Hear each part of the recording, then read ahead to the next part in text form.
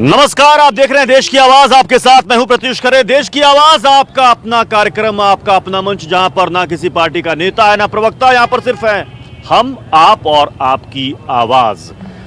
देश भर में सियासी बहस चल रही है 10% आरक्षण को लेकर। गरीब सवर्णों को 10% आरक्षण बिल लोकसभा से पास हुआ, अब राज्यसभा में इसको लेकर बहस चल रही है। मोदी सरकार कह रही है ऐतिहासिक और क्रांतिकारी कदम है। ऐसा कदम अब तक की सरकारों ने नहीं उठाया।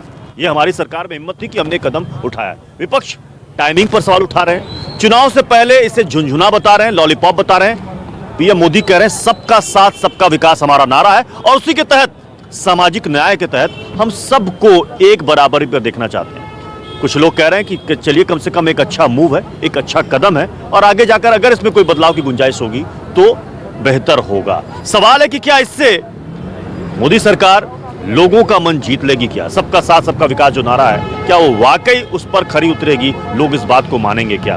तमाम लोग यहां पर मौजूद हैं, और मैं दिल्ली के मुखर्जी नगर इलाके में इस वक्त हूं, और जिनके लिए आरक्षण की व्यवस्था हो रही है वो लोग हैं यहां पर, क्योंकि इनको ही नौकरी चाहिए प्रतियोगी परीक्षाओं के बाद। सबसे पहले देखिए राज्यसभा में जो बहस चल रही है, किसने क्या कुछ कहा, पहले वो देखिए। सुबह शाम सपने में राहुल जी को सिर्फ राफेल राफेल, क्यों नहीं हिम्मत है कि इस विधेयक पर बोलने आते हैं? आइए सामने और बोले इस विधेयक पर। क्या आप सोचते हैं कि पूरा देश एक आवाज में आपके साथ खड़ा है और आपने सब कुछ कल्याण कर दिया? पर आपने, आपकी सरकार ने वायदा खिलाफी करी। मैं आज सदन में कहना चाहता हूं, देश के नौजवान और किसान के साथ वायदा खिलाफी करी है। केवल ये इसको संविधान संशोधन से गरीब का पेट नहीं भरेगा, किसान को न्याय नहीं मिलेगा।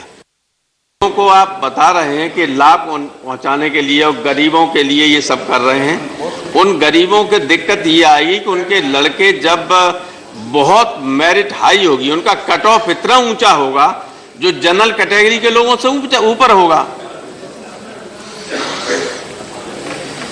अगर वो उसमें न होते तो ज्यादा संख्या में आ सकते थे, लेकिन आपने उनकी मेरिट को भी शॉर्टकट कर दिया और संख्या घटा दी। मैंने बैठे बैठे कोई टिप्पणी नहीं की, इन्होंने मुझे एड्रेस किया इसलिए मैंने जवाब दिया। अब ये मेरिट्स की बात करें, मुस्लिम आरक्षण लेके आए तो मेरिट्स वालों की संख्या कम नहीं होगी क्या? आप तो माइनॉरिटी के लिए आरक्षण लेकर आए थे, कि मेरिट्स के बच्चों का क्या होता? तो ये आपने देखा, सियासी बहस राज्यसभा के अंदर अभी भी बहस चल रही है।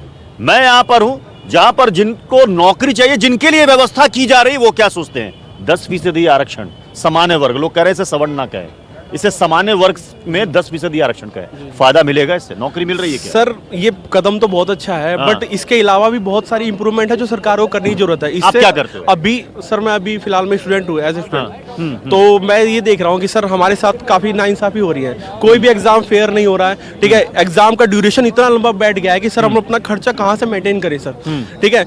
और यहाँ पे जो भी आपके हाथ में क्या है सर, ये यूपीएसआई का है जो कि 2016 में था, है ना सर। और अभी तक सर इसका कोई मतलब रिजल्ट वगैरह का कोई प्रोसेस ही नहीं चल रहा है सर, है ना सर। और हम पूछते हैं, वहां पे जाते हैं तो हमें लाठी मार के भगाया जाता है सर, ठीक है सर। और इसमें सर मैं आपको सारा प्रोसेस बताना चाहता हूँ। ये 2016 में आया है और सुप्रीम कोर्ट ने सर इसमें बकायदा उसका मेरे पे आरटीआई पड़ा है, जिसमें बताया गया कि 26,000 और 61 सीट अभी वैकेंट है दरोगा की। और सुप्रीम कोर्ट ने कहा है कि हर ईयर हमें 3200 सीट, क्या नाम है, मतलब हर साल हमें वैकेंसी निकालनी है। उसके बाद भी ये गवर्नमेंट, यूपी गवर्नमेंट कुछ नहीं कर रही है सर। इसके लिए कोर्ट कह कर थक चुकी है। बिल्कुल सर, सुप्रीम, लेकिन वैकेंसीज निकल नहीं रही, नहीं निकल रही है सर। जो निकली, अगर वैकेंसीज निकल नहीं रही है तो फिर आरक्षण का फायदा उठाएगा कौन? सर ये फिर आरक्षण, सर आरक्षण कोई फायदा नहीं है हमारे लिए, कोई फायदा नहीं है हमारे लिए। अब ये देखिए कह रहे हैं इन्होंने आरटीआई लगाई। सर मेरे पे जवाब आया सुप्रीम कोर्ट का निर्देश। आलोक अवस्थी बीजेपी के प्रवक्ता है सर, उन्होंने हमसे अक्टूबर में सर इसके बारे में कहा था कि हमारा 4 हफ्तों के अंदर, हम मेरे पे ट्वीट भी पड़ा है सर उनका, उन्होंने कहा था 4 हफ्तों के अंदर क्या नाम है हमारा रिजल्ट आ जाएगा सर। उसके बाद भी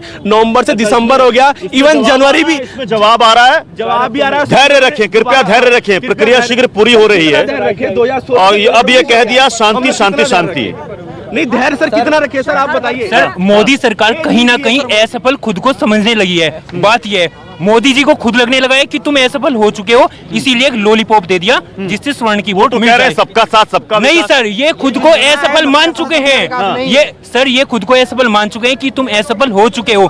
सर भर्ती का अब आप बताइए, आरक्षण दे दिया, जब नौकरियां ही नहीं है आरक्षण का यूज कहाँ करेंगे? बड़ा सवाल है कि जब नौकरियां नहीं है आरक्षण का प्रयोग कहाँ करेंगे? भर्तियां निकाल ही नहीं रहे हो, सुप्रीम कोर्ट आरक्षण का फायदा क्या? उच्चतम न्यायालय की ये देखिए, उच्चतम न्यायालय की गाइडलाइन है, उत्तर प्रदेश में हर साल 3200 दरोगा भर्ती होंगे, लेकिन 2011 के बाद में उत्तर प्रदेश में कोई दरोगा भर्ती नहीं हुई है सर। उसके बाद में आरटीआई लगाई। सरकार कहती है कि भाई उनके शासनकाल में धांधली हुई थी, परीक्षा रुक जाती है, कोर्ट से रोक लग जाती है। सर ये तो इनके शासनकाल में है सर, वीडियो भर्ती देख लीजिए सर, उत्तर प्रदेश में 100 अभ्यर्थी पकड़े गए हैं सर, इतना बढ़िया धांधली। सर आप असिस्टेंट टीचर, अच्छा वो सरकार ये कहती है टीचर्स भर्ती को लेकर कि भैया योग्य लोग हमें नहीं मिल रहे। सर योग्य लोग ये रहे सर, ये रहे योग्य लोग, 26,000 पद रिक्त, लेकिन हम सारे एग्जाम पास करके महज 1% विद्यार्थियों ने पेपर पास किया है सर। 6.5 लाख से सिर्फ मतलब मर गए हैं सर। उसके बाद योगी साहब कहते हैं कि हमें योग्य कैंडिडेट नहीं मिलते।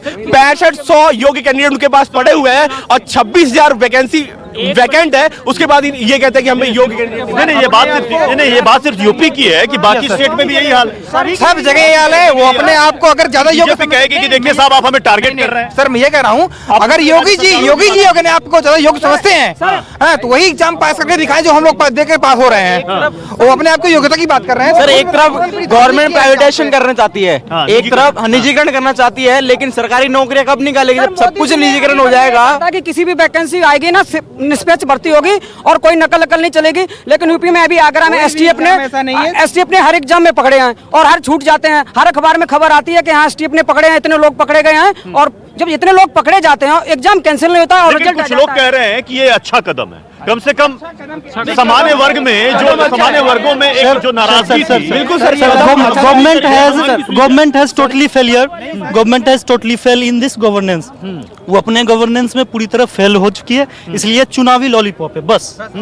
ये चुनावी लॉलीपॉप है। स्टूडेंट्स ये 10% हो, 15 और 20% आपको लग रहा है चुनावी लॉलीपॉप? ये देखिए सर, ये जो बजट, ये जो अच्छा कहने का रीजन ये है कि जो ये एक मिनट, अच्छा कहने का रीजन ये है कि जो लोग कहते हैं कि मेरिट प्राइस हो रहा है, अब वो नहीं कहेंगे मेरिट प्राइस हो रही है। इससे मेरिट वाला जो मसला है अब वो लोग उस पर नहीं बोलेंगे, समझ लोग।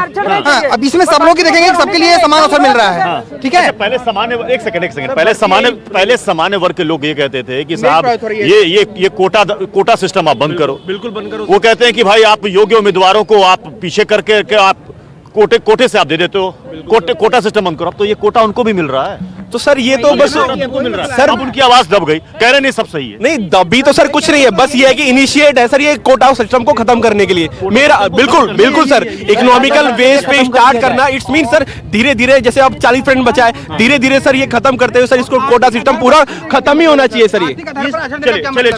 चलिए ये बातचीत जारी रहेगी, लोगों की आवाज उठती रहेगी, लोगों की राय भी जाती रहेगी। देखिए आज प्रधानमंत्री नरेंद्र, कल लोकसभा में ये बिल पास हो गया, राज्यसभा में इसको लेकर बहस जारी है। पीएम मोदी ने लोकसभा में बिल पास होने के बाद आज सोलापुर में क्या कुछ कहा इस बिल को लेकर और कैसे विरोधियों को निशाने पर लिया, वो देखिए। 3 राज्यों में बीजेपी हार भले ही गई हो, लेकिन मोदी अच्छी तरह से जानते हैं कि ये हार उनकी हार नहीं है। वो अभी भी ज्यादातर हिंदुस्तानियों की पहली पसंद है। 3 राज्यों में पार्टी की हार उनके चेहरे पर नहीं हुई, बल्कि वोटरों की नाराजगी असल में राज्य की सरकारों और लोकल नेताओं की वजह से थी। यही वजह है कि जब से 2019 चुनाव की आहट शुरू हुई है, प्रधानमंत्री मोदी ने फ्रंट फुट पर खेलना शुरू कर दिया है। पहली बार जातिगत राजनीति से अलग हटकर आर्थिक रूप से पिछड़े सवर्णों की आवाज बने, जिसके बारे में किसी ने उम्मीद तक नहीं की थी। सामान्य वर्ग के गरीबों को 10% आरक्षण पर मोहर लगाकर सबका साथ सबका विकास के मंत्र को और मजबूत करने का काम किया गया है। कल लोकसभा में मोदी सरकार ने गरीब सवर्णों को 10% आरक्षण के लिए संविधान संशोधन विधेयक पास करा दिया और उम्मीद है कि बहुमत न होने के बावजूद भी ये विधेयक राज्यसभा में भी पास हो जाएगा, क्योंकि ये ऐसा मुद्दा है जिसमें विपक्ष चाहकर भी खुलकर विरोध करने की स्थिति में नहीं है। जनता मूर्ख नहीं, एक बार तो सब्ज बाग में चली जाती है, एक बार तो वायदों में बहक जाती है, पर बाद में हिसाब जरूर मांगती है। और आपका हिसाब देने का वक्त है, नए सपने बांटने का समय नहीं आपका। गरीब सवर्णों को आरक्षण का तोहफा देकर प्रधानमंत्री मोदी ने एक तीर से कई निशाने साधे हैं। उन नाराज परंपरागत सवर्ण वोटरों के दिल में जगह बनाने की कोशिश की है, जिनकी नाराजगी 3 राज्यों में हार की बड़ी वजह बनी थी। तो दूसरी तरफ राफेल पर राहुल के आक्रमण की धार को भी कुंद करने की कोशिश की है। सवर्ण आरक्षण की सौगात देकर मोदी ने ट्रम्प कार्ड चल दिया है और अब मोदी चाहेंगे कि 4.5 साल में किए उन कामों का फायदा हकीकत में जमीन पर जरूर पहुंचे, जो जनता से सीधे तौर पर जुड़े हैं। मसलन आयुष्मान योजना, उज्ज्वला योजना और पीएम आवास योजना।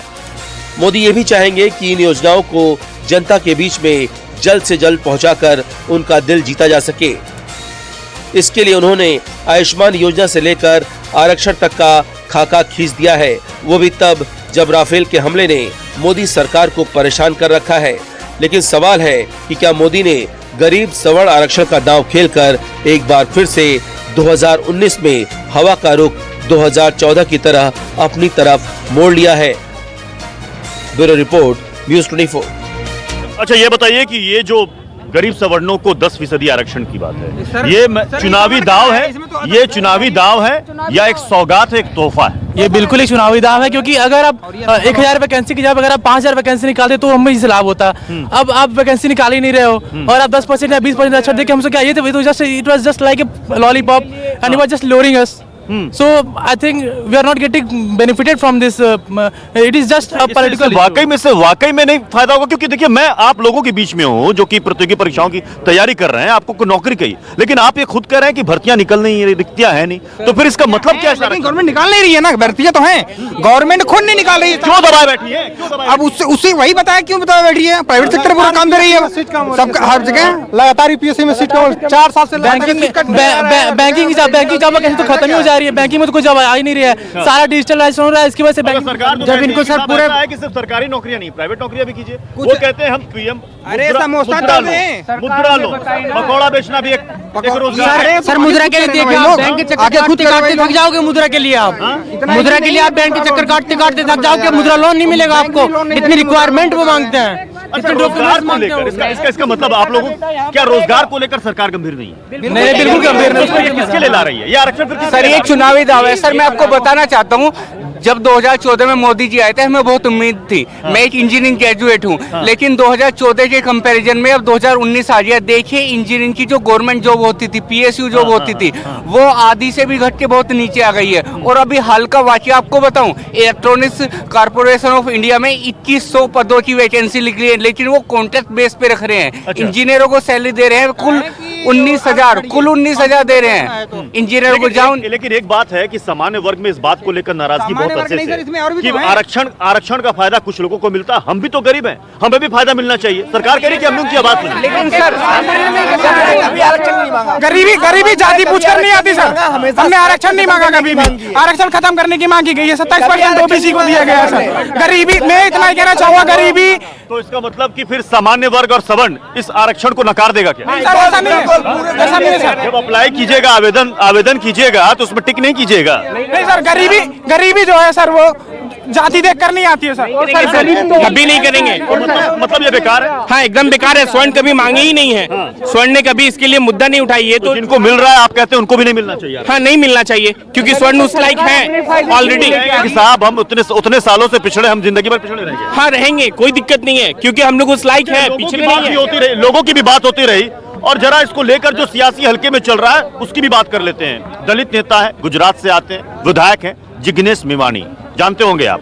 उन्होंने इस 10% आरक्षण को लेकर क्या क्या उन्होंने एक बड़ी बात कही है। वो ये कह रहे हैं कि दरअसल एक साजिश है आरक्षण को धीरे धीरे खत्म करने की। वो ये भी कह रहे हैं कि ये SC, ST और OBC के कोटे पर प्रहार है। क्या कुछ कहा जिग्नेश मेवानी ने, देखिए। जिस आधार पर, जिस तर्ज पर संविधान के निर्माताओं ने आरक्षण दिया, उसको खत्म करने की मंशा आरएसएस की, भाजपा की लंबे अरसे से है।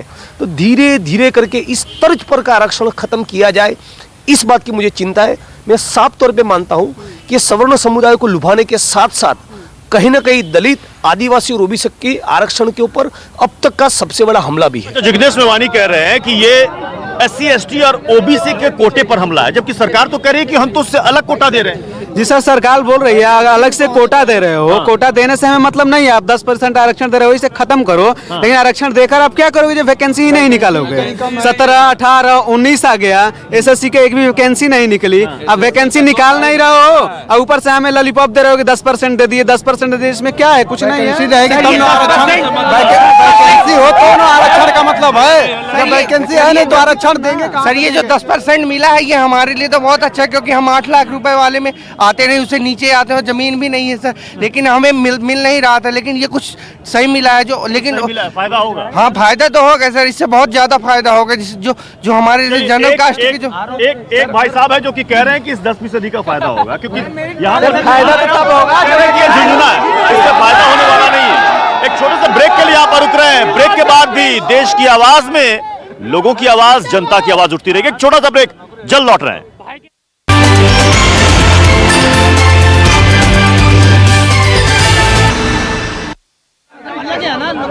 आप देख रहे हैं देश की आवाज और इस वक्त मैं मौजूद है दिल्ली के मुखर्जी नगर में। मैं उन लोगों के बीच में हूं जिसके लिए देश की संसद में एक विधेयक को कानूनी जामा पहचान पहनाने की कोशिश की जा रही है। लगातार बहस चल रही है। 10% आरक्षण, ये वो लोग हैं जिनको नौकरी चाहिए और जरिया है आरक्षण। ये क्या सोच रहे हैं, ये क्या समझते हैं, इनके लिए क्या ये सिर्फ सियासी खेल है या इससे वाकई में इनको फायदा होगा? बड़ी दिलचस्प बातें यहां पर हो रही हैं। उससे पहले देखिए पटना में वहां पर लोग क्या कह रहे हैं, वहां के छात्र क्या कह रहे हैं। केंद्र की मौजूदा सरकार ने गरीब सवर्ण को 10% आरक्षण देने का फैसला लिया है। इस वक्त मैं मौजूद हूं पटना के एक पार्क में। हमारे साथ पटना के कई युवा वर्ग मौजूद हैं, उनसे हम बात करेंगे कि क्या यह जो केंद्र सरकार का फैसला है कितना सही और कितना गलत है। ये चुनाव जो मुद्दा है, इस पे ये लोग केवल फॉरवर्ड क्लास को अपना वोट बैंक बनाने के लिए लोग लिए हुए हैं और हम लोग के लिए कोई फायदा नहीं है। अगर हमारी गवर्नमेंट यहाँ तक मतलब पहुंची है, यहाँ तक फैसला लेने में पहुंची है, अगर उससे ये लगता है कि हम लोग इससे कुछ आगे जाएंगे, ठीक है, अभी 10% किए हैं तो ठीक है, लेकिन हम लोग उम्मीद करेंगे कि जल्दी से जल्दी हम लोग को भी 50% का भी इसमें आरक्षण दिया जाए। ये 10% जो आरक्षण की बात हो रही है, जो स्वर्ण कास्ट को दिया जा रहा है, ये इसके पीछे हम लोगों को देखने का व्यू ये है कि ये अभी जो चुनाव हुआ है 6 स्टेट में, जिसमें बीजेपी को बुरी तरह से हार मिली है, उसको मद्देनजर रखते हुए मोदी सरकार ने शायद ये एक उम्मीद जगाया है जनरल कैटेगरी में। पटना में लोग क्या कह रहे हैं ये तो आपने सुन लिया। मैं इस वक्त दिल्ली में हूं, यहां पर देश की आवाज क्या है वो आप देख रहे हैं। अब जरा अहमदाबाद में भी देख लीजिए, वहां पर लोग क्या कह रहे हैं इस आरक्षण विधेयक को लेकर।